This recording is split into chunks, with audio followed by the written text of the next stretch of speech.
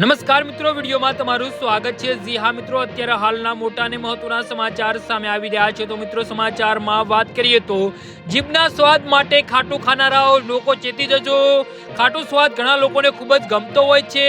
ખટાઈ, ઇમલી, લીંબુ, અચાર જેવા ખાટા ખોરાકની ખૂબ જ મોટી ફેન ફોલોવર છે। પણ ખાટું ખાવાનું આ વ્યસન આર્થિક રીતે મજાનું હોઈ શકે છે, પણ સ્વાસ્થ્ય માટે જોખમ પણ બની શકે છે। વધારે પ્રમાણમાં ખાટું ખાવાથી શરીરની કુદરતી પ્રક્રિયામાં ગડબડ થઈ શકે છે અને લાંબા ગાળામાં ગંભીર સ્વાસ્થ્ય સમસ્યાઓ પણ સર્જાઈ શકે છે।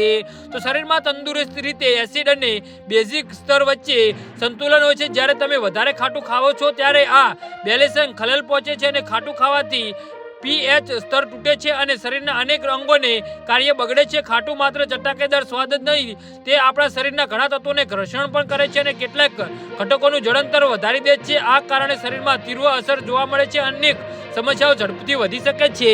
વધુ ખાટું ખાવાથી શરીરમાં કેલ્શિયમનું સ્તર ઘટી શકે છે। આ કારણે કેલ્શિયમ અને પાણી યુરિનની સાથે બહાર નીકળી જાય છે।